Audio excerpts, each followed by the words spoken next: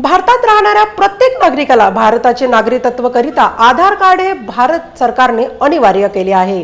देशातील प्रत्येक नागरिकाला अन्न, वस्त्र, निवारा, बँकिंग इत्यादी कामाकरिता आधार कार्डची आवश्यकता असते, परंतु आधार कार्ड गैरवापर होताना दिसून येत आहे। उत्तर नागपूरमधील मेकोसा बाग येथील एका कबड्डीवाल्याकडून 100 ते 150 आधार कार्ड जप्त करण्यात आले।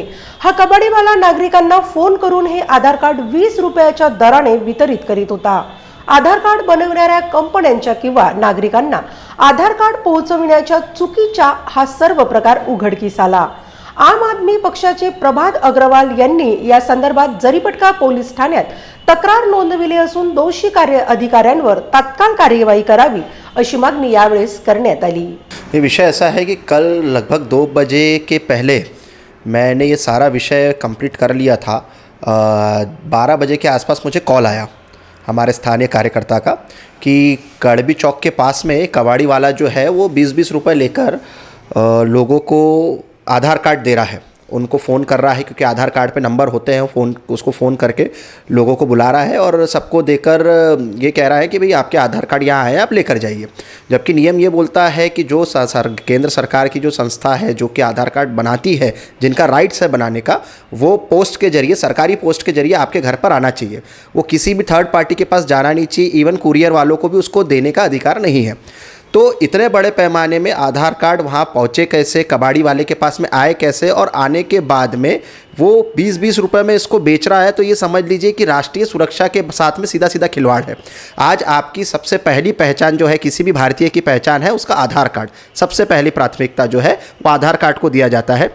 आधार कार्ड अगर किसी के पास में इस तरीके से है, तो अगर मान लीजिए मेरे पास किसी का आधार कार्ड है, तो मेरे को अगर किसी से बैंक से अगर लोन लेना है, मेरे को कोई कंपनी में इन्वेस्ट करना है मुझे, या किसी कंपनी में मुझे कोई प्रॉपर्टी खरीदना है, तो वो आधार कार्ड के ज़रिए मैं उस चीज़ का दुरुपयोग कर सकता हूँ। आपको ध्यान में होगा कि कुछ साल पहले एक आरएसएस के हेडक्वार्टर के ऊपर में हमला हुआ था, तो उस हमले के अंदर में जो लोग आए थे, जो आतंकवादी आए थे, उनके पास में नागपुर के ड्राइविंग लाइसेंस थे। अब वो ड्राइविंग लाइसेंस अगर बन रहे हैं, ये मतलब बात यह है कि हमारे सिस्टम के अंदर में जो कागज़ को लेकर, सरकारी कागजात को लेकर जो लूप होल है, ये उसका विषय है। लोगों का कहना है कि वो जो दस्तावेज जो है, आधार कार्ड जो है वो नकली है। अगर नकली है तो इतनी परफेक्ट तरीके से कि वो आधार कार्ड दिख रहे हैं असली सामान, तो ऐसे इतने परफेक्ट तरीके से वो आधार कार्ड छप कैसे रहे हैं। और अगर ओरिजिनल है तो सरकार की तरफ से इतनी बड़ी गलती हो कैसे रही है कि कबाड़ी के अंदर में 100 से ज़्यादा आधार कार्ड पहुंच गए।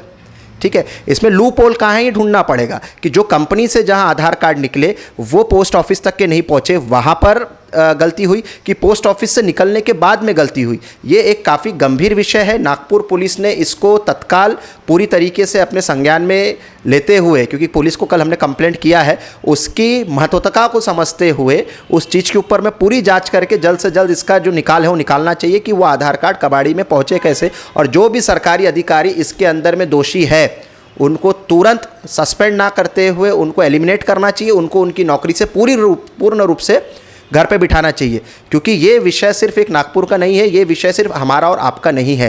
हिंदुस्तान की 135 करोड़ की जनता जिनके कागज़ है, जिनके कागज़ पत्तर बन रहे हैं, उनके वो कागज़ पत्तर किस तरीके से बन रहे हैं, ये उस पर बड़े पैमाने में सवालिया निशान है। आज अगर मुझे आधार कार्ड बनाना है तो मुझे पैन कार्ड देकर मैं आधार कार्ड बना सकता हूँ। आप कोई भी पैन कार्ड ऑपरेटर के पास में जाइए। कबाड़ी वाले का साफ कहना था कि जो सड़क पे जो ये बिनते हैं, सामान जो बिनते हैं, जो कबाड़ी वाले जो होते हैं, जो बेचारे इधर उधर भटकते भटकते वो बिनते हैं, उनके साथ में उसका सामान उसने खरीदा तो उसके अंदर में ये कबाड़ी का ये निकला। इसका मतलब कोई ना कोई गवर्नमेंट ऑफिसर जो था वो उसके पास, उसके घर से ये चीज़ गायब हुई होगी, या पोस्ट ऑफिस से ये चीज़ गायब हुई है, या जहाँ से निकला है कंपनी से, जो ऑथराइज्ड कंपनी जो बनाती है उसके ज़रिए से वो चीज़ गायब हुई है। अब ये कहाँ से इशू है, ये इसको देखने का, जांच का विषय है।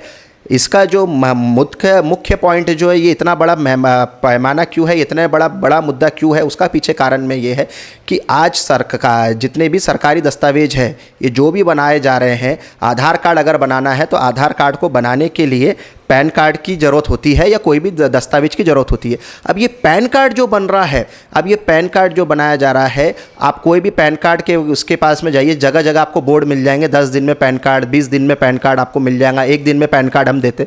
तो पैन कार्ड वाला 2000-3000 रुपये लेकर बिना किसी डॉक्यूमेंट के आपको पैन कार्ड बना के दे देगा, चाहे किसी भी नाम का हो, और वो पैन कार्ड के जरिए आप बैंक से आधार कार्ड बनवा सकते हो। मतलब सिस्टम के अंदर में कागज़ पत्तर को लेकर इतना बड़ा लूप होल है जिसका पूरा का पूरा भुगतमान देश की 135 करोड़ जनता कर रही है। सरकार को ये देखना पड़ेगा कि कहाँ लूप होल है, उस लूप होल को तत्काल दूर किया जाए, नहीं तो आने वाला भविष्य खतरे में है। दूसरी चीज़, जगह जगह हमको ये सुनने में आता है, देखने में आता है कि फलाने ने लोन लिया, किसी और ने लोन लिया और किसी और को उसका फ़ोन आ रहा है कि आप EMI भरो। तो ये किस तरीके से हो रहा है? ये फर्जी दस्तावेज के आधार पर ही हो रहा है।